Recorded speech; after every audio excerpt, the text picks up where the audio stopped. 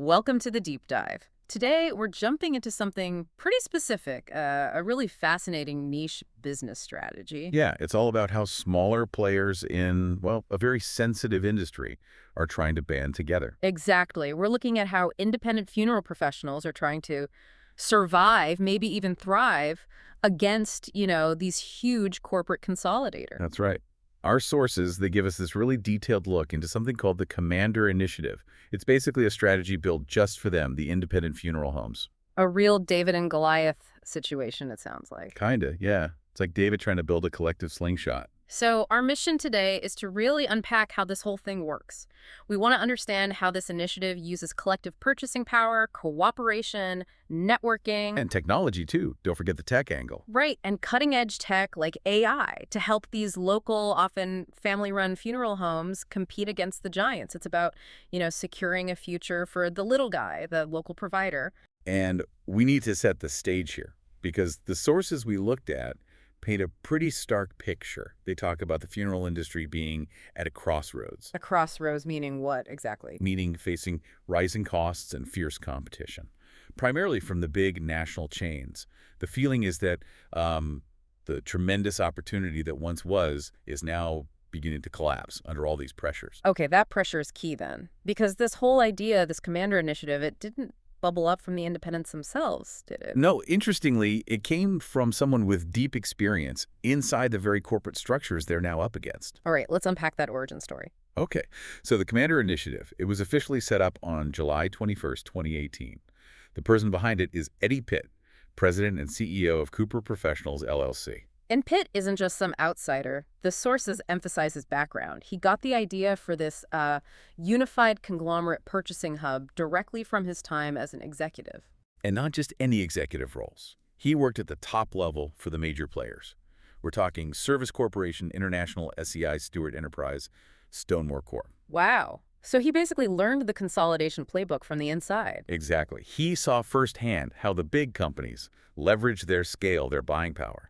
And he thought, why can't the independents do something similar? He essentially took that corporate knowledge. And weaponized it for the little guy. You could say that, yeah.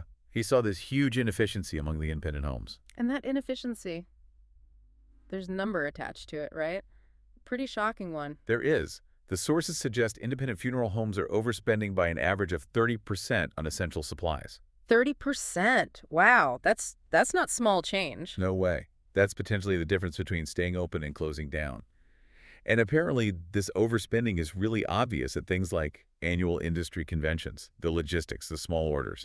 It just costs them way more. So is that 30% just like vendors taking advantage because the little guys have no leverage? Or is it pure inefficiency? 5 homes in one town all buying one casket each. It seems like a bit of both, really.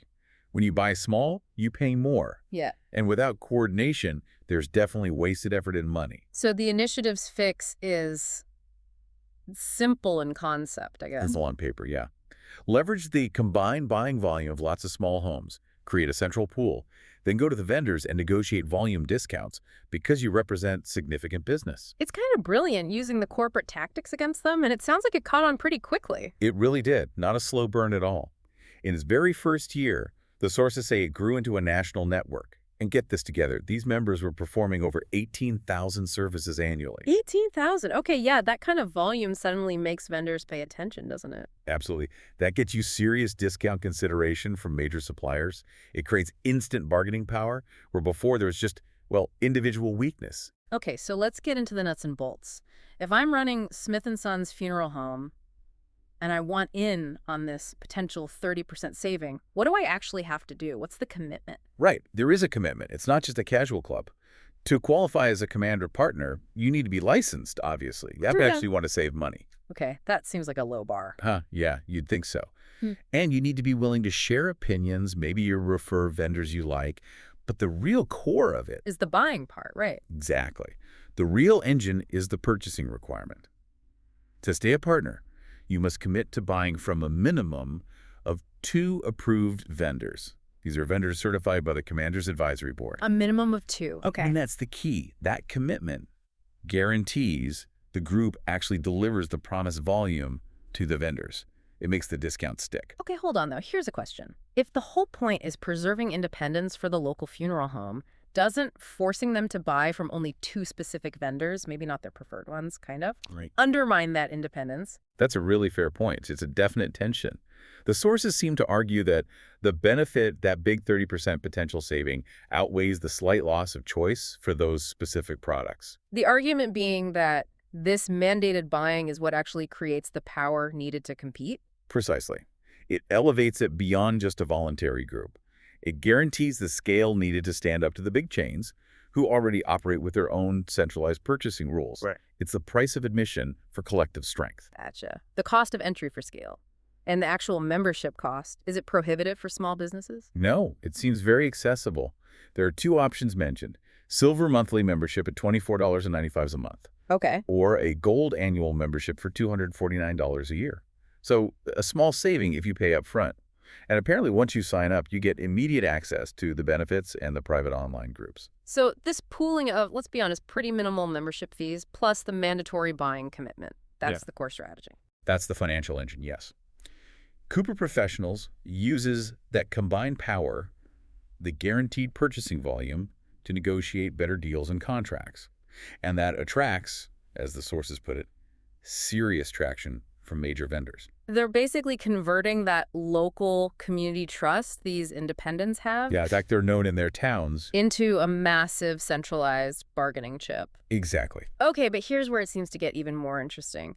The initiative isn't just about buying caskets cheaper. There's more to it, right? These sort of soft benefits. Yes, absolutely. They're looking beyond just cutting costs. They're focused on collaboration, education, community, things that address the isolation an independent owner might feel. Like what specifically? Well, for instance, reduce costs on education. Members get access to online courses, seminars, workshops, helping them keep their skills sharp, stay updated on best practices, things that might be too expensive otherwise for a small operation. That makes sense. Education is costly, but I thought one of the smartest collaboration ideas was about sharing out-of-town work. Oh yeah, the shared out-of-town opportunities. That's a perfect example of the network effect. So if a member gets a call for a service way outside their normal area, instead of saying no, They can pass it to another member in that area. exactly, they share the opportunity within the network, members collaborate, the family gets seamless service, and both homes potentially gain business and expand their reach without, building a whole new facility. It's like creating a virtual national network on the fly. Clever. It is. And then there's also this general platform for future growth collaboration. Basically, a space for members to brainstorm, share ideas, develop new services together, Yeah. trying to foster collective innovation. So building a real community is a big part of it. Definitely prioritized. Members get access to private online groups, members-only Facebook, a commander's private group on Facebook, even specialized technical forums like the Embalming Academy on Facebook, plus LinkedIn groups. It's all about fostering mutual support and collective achievement. They're trying to combat that isolation, that knowledge gap that lets the big chains seem so much more sophisticated. Yeah, it's a very modern take on building community in what's often seen as a pretty traditional field. Okay, now let's pivot, because there's another layer here that feels very 21st century, the AI integration. Ah, yes, the tech. This is where they seem to be really trying to leapfrog the old ways of doing business. Moving beyond just group buying into something potentially transformative. Right. The sources talk about a groundbreaking partnership with engineers. They're training advanced AI applications specifically for the funeral business. AI that can learn, adapt. And handle the sensitive nature of the interactions, presumably. That seems to be the goal. We're talking about practical tools like advanced SEO to help independent homes actually get found online. And these sophisticated communication AI bots. AI bots for talking to grieving families, how does that work? Well, the idea isn't to replace the human touch entirely. It's more for those initial, maybe repetitive, but still crucial conversations. The source gives an example. Imagine an AI bot conversing with a family about pre-planning options. Okay, pre-planning. That makes more sense. Right. Providing information, outlining choices clearly, maybe answering common questions 24/7. The bot can handle that comfort and clarity aspect for initial inquiries, freeing up the actual funeral director for the deeper, more personal, emotional support needed later. So it gives the small independent firm the kind of polished, always-on customer service that usually only the big guys with call centers could offer. That's the idea. It democratizes that responsive experience that families increasingly expect. And this AI tech, it's not just for the funeral homes, is it? It benefits the vendors, too. Yes, there's a vendor side to this tech platform as well. Vendors can join the initiative. The source mentions a limited-time fee of $999.99. And what do they get for that? They get access to an AI-powered marketing platform. The sources call it revolutionary for reaching engaged professionals. What makes it revolutionary? How does it work? It sounds like it's about targeted access. Mm-hmm. Instead of vendors wasting money, sending brochures or making cold calls to thousands of funeral homes. Hoping to find someone actually ready to buy. Exactly.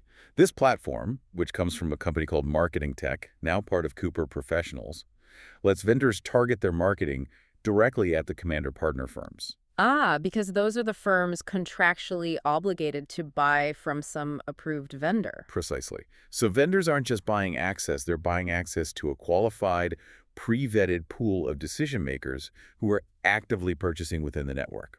It eliminates, as the source says, wasted marketing dollars. It's highly efficient for them. Okay, that's a powerful incentive for vendors. And if you connect that back to the bigger picture, Mm-hmm. this AI platform, both the client-facing bots and the vendor marketing tool, it represents the kind of sophisticated tech that smaller businesses often felt they never had the chance to access or afford. But by pooling resources and centralizing it through the initiative. They now do.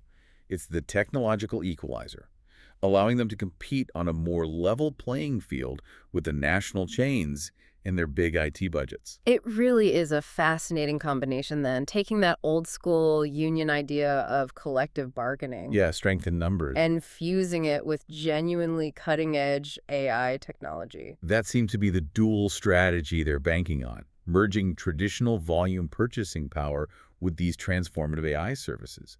They even package it up with a name, the Digital Blueprint, all in one AI business growth platform. So zooming out, what's the big takeaway here? What does this all mean? Well, I think the sources show a really clear, deliberate push to shake up a traditionally very conservative industry. They're blending that essential community support, the bedrock of the independent funeral home, with high-level corporate tactics and advanced tech. It suggests that just being the trusted local name isn't quite enough anymore, maybe. That seems to be the underlying message. To really fight back against the scale and resources of the corporates, independents need to embrace some level of centralized efficiency and adopt these sophisticated digital tools. The Commander Initiative is basically offering that as an outsourced shared service. Which brings us to a final thought, something for you, the listener, to consider. As these traditional local service industries could be funeral homes, could be dentists, hardware stores, you name it, as they increasingly adopt collective buying models and rely on centralized, personalized AI communication platforms, how does that change what independent even means? Right, especially when your success becomes increasingly tied to belonging to a national, technologically advanced network. What does independence look like then?